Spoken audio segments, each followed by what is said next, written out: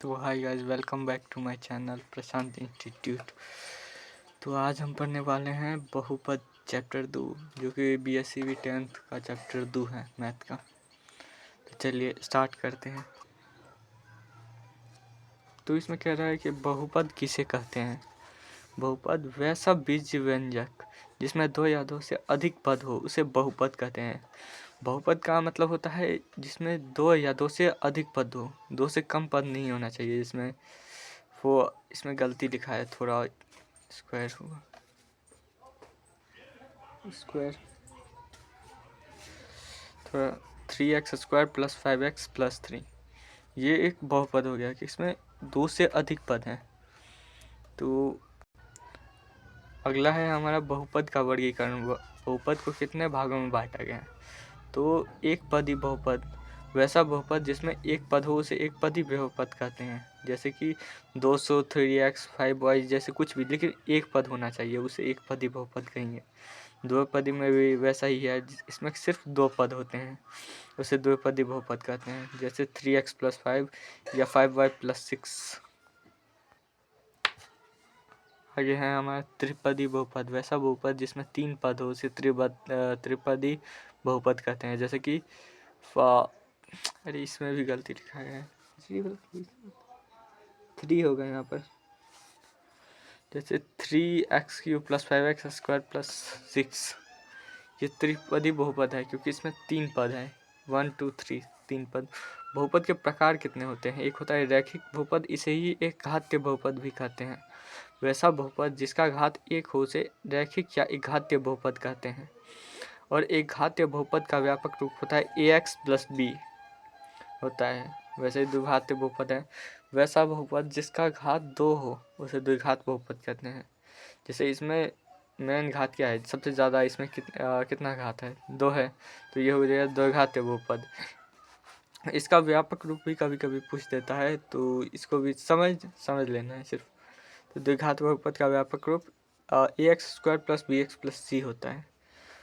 Third है हमारा त्रिघात बहुपद, वैसा बहुपद जिसका घात 3 हो उसे त्रिघात बहुपद कहते हैं। जैसे x³ + 5x² + 7x + 9, ये त्रिघात बहुपद है। और इसका व्यापक रूप होता है ax³ + bx² + cx + d। एक बार फिर से देख लेते हैं कि रैखिक बहुपद जिसका घात 1 हो उसे रैखिक बहुपद, जिसका 2 उसे द्विघात बहुपद, और जिसका 3 उसे त्रिघात बहुपद कहते हैं। और अगला है हमारा बहुपद का शून्यक किसे कहते हैं। चर का वह मान दिए गए बहुपद को शून्य कर देता है उसे बहुपद का शून्यक कहते हैं। जैसे x² - 1, यहाँ पर 0 होगा मान x का, तो x जो होगा वो 1 हो जाएगा, तो ये शून्यक हो गया। मतलब चर का वह मान रखना है जो बहुपद को 0 कर दे। बहुपद का घात किसे कहते हैं। किसी भी बहुपद के अधिकतम घात वाले घातांक को बहुपद का घात कहते हैं। जो कि मैक्सिमम पावर हो उसे ही बहुपद का घात कहते हैं। बहुपद नहीं होंगे, अगर बट्टा में हो तब बहुपद नहीं होगा, और XYZ हो तो नहीं होगा। अगला है हमारा द्विघात बहुपद का सूत्र, x² - alpha + βx + alpha × beta, ये होता है द्विघात बहुपद का सूत्र। और अगला है यदि a और b द्विघात बहुपद ax² + bx + c के शून्यक हो तो अल्फा + बीटा बराबर होता है -b/a, और अल्फा × बीटा बराबर होता है c/a, और अल्फा - बीटा बराबर √अल्फा + बीटा का होल स्क्वायर -4 अल्फा × बीटा। ये वाला किसी सीना में काम आता है। किसी सीना का जो बुक है उसमें ये क्वेश्चन होगा 8 या 7 नंबर। अगला है हमारे यदि अल्फा और बीटा एवं गामा त्रिघात बहुपद हो तो ax³ + bx² + cx + d के शून्यक हो तो अल्फा + बीटा + गामा बराबर -b/a, और alpha × beta + beta × gamma + gamma × alpha बराबर होता है c/a, और अल्फा × बीटा × गामा होता है -d/a।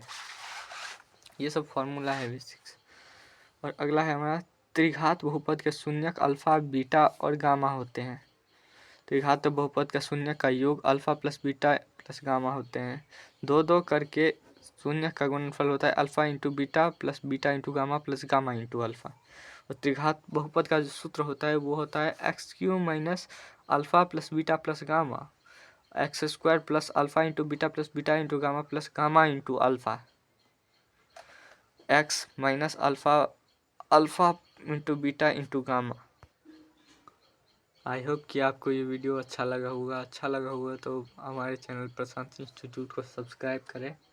Thanks for watching.